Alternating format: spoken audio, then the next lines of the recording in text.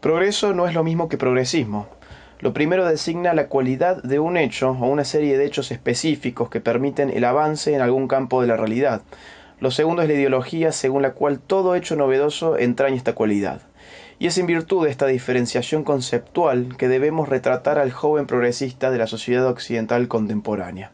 En efecto, deslumbrado por toda novedad, por su mera condición de novedosa, claro, el joven progresista es parte del paisaje sociopolítico de nuestros tiempos.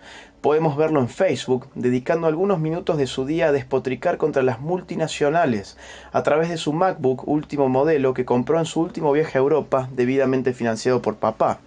En Change.org, firmando peticiones para proteger al tigre de Bengala y, al mismo tiempo, otras tantas para legalizar el asesinato del ser humano por nacer, que indulgentemente denomina interrupción del embarazo. O también podemos verlo en Twitter, condenando al heterocapitalismo patriarcal en 140 caracteres por la violación que una joven sufrió ayer en manos de un violador que la justicia soltó antes de ayer en virtud de la ideología garantista que el joven progresista también defiende en sus próximos 140 caracteres. El joven progresista es un producto bien diseñado por la institución educativa y los medios de comunicación dominantes. Probablemente no lo sepa, pero es el hijo necesario de la crisis histórica del marxismo clásico que derivó de la absorción de la clase obrera por el capitalismo avanzado.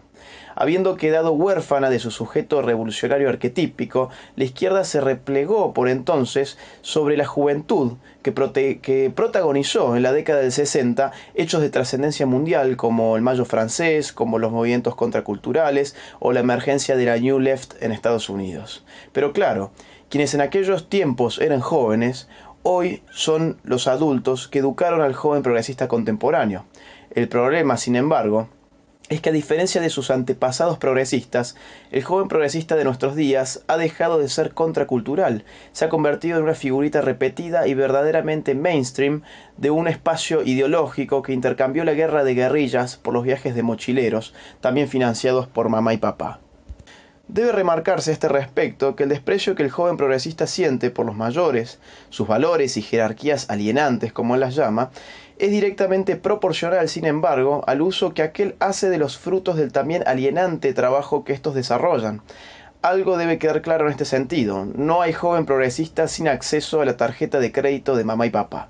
Aquella siempre está lista para ser reventada y preferentemente en viajes multiculturales capaces de encubrir la vorágine de consumo capitalista, en la que el progresista tanto adora zambullirse, claro, detrás de algún famélico ser humano del mundo subdesarrollado que será congelado en una fotografía de iPhone, debidamente subida a las redes sociales con alguna nada novedosa reflexión que culpabilice al capitalismo salvaje del hambre de este pobre hombre que jamás conoció ningún capitalismo, por cierto. Para el joven progresista, la única cultura que no debe ser conservada es la de su propia sociedad. De ello resulta una de sus acusaciones favoritas. Etnocéntrico, dirá apuntando con el dedo a todo aquel que ose criticar culturas diferentes de la propia, levantando una suerte de protección epistemológica que, mientras permite escandalizarnos respecto del hecho de que, por ejemplo, el hombre occidental prefiera una mujer sin vello en las axilas a aquellas que desean dejarse vello y teñirlo de azul o de rosa, como las feministas radicales, por ejemplo, cierra la posibilidad al mismo tiempo de toda crítica de, por ejemplo, también las culturas que practican la ablación sobre la mujer, es decir, la mutilación de su clítoris. Las africanas y las indígenas son, claro, culturas chic. No importa que la cultura foránea produzca atraso y pobreza, el progresismo, ya lo hemos dicho, nada tiene que ver con el progreso, es apenas su deformación ideológica. Nada podría ser más claro para ejemplificar el caso que las culturas indígenas. No importa que sus condiciones culturales impidan todo atisbo de modernización económica. Lo que importa es conservarlos y fomentarlos ideológicamente en su atraso, como quien desea conservar alguna especie en algún zoológico que esporádicamente visita para pasar el tiempo libre mirando ejemplares extraños del mundo animal. ¿O no es esto lo que hace el joven progresista cuando al regresar de sus viajes de mochileros comenta a sus amigos sobre las cholas que vio en algún destartalado medio de transporte del altiplano sudamericano?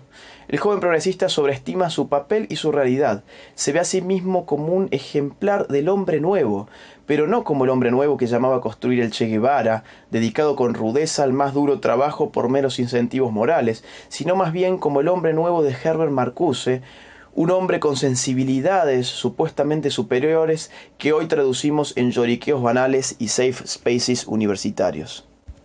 Es entendible que esta sobreestimación haga del joven progresista un completo narcisista. Él está convencido de ser el poseedor de una mente superior, de avanzada, propia de los tiempos que corren. Por ello califica de retrógrado a todo aquel que no festeje sus trillados slogans, como si la historia tuviera un orden preestablecido de manera necesaria, una suposición que en el marco de la filosofía de la historia nada tiene de novedosa, valga aclarar. Pero el joven progresista cree, en el fondo, ser un libre pensador, un tipo hecho a sí mismo, ajeno de las estúpidas tradiciones y creencias propias del medio que lo rodea. La verdad sobre él es que no es mucho más que un pobre diablo fabricado en serie, un muñequito hecho a medida cuyos moldes pueden ser fácilmente advertidos en cualquier película de Hollywood o en cualquier serie de Netflix. Su arquetipo no es ya el proletariado marxista, sino el protagonista del filme Into the Wild. Producto que se cree a sí mismo original, pero que revela en su praxis, su producción serial, el joven progresista no es tampoco difícil de identificar en sus gustos y usos del lenguaje. Sensibilidad social, redistribución de la riqueza, pueblos originarios, enfoque de género, pueblo, popular, son algunos de los sobreutilizados conceptos que forman parte de su lenguaje afirmativo. Por otro lado, capitalismo salvaje, afán de lucro, neoliberalismo, patriarcado, cisgénero, imperialismo, heterocapitalismo, genocidio blanco, hombre blanco heterosexual, son algunos de los componentes de su lenguaje condenatorio. Cada vez que pronuncia alguno de estos significantes, se siente parte de los que buscan un mundo mejor, por supuesto. Lo interesante de esta reproducción en masa que está en el origen de nuestro joven progresista es que esconde relativamente bien su propia dinámica detrás de un convencimiento contracultural que ya no puede ser sostenido por mucho tiempo más. En efecto, el joven progresista hoy es hegemónico, su rebeldía hoy es conformismo, su lucha política hoy es divertimento, sus consignas hoy son pose, su estética hoy es tendencia mainstream, su ideología hoy es obligación, su vocabulario hoy es redundancia, su revolución hoy es una cortina de humo que protege al establishment. Algo de esto debe haber visto Johnny Rotten, vocalista legendario de Sex Pistols, cuando recientemente dijo que el antiprogresismo es, en los días que corren, el nuevo punk.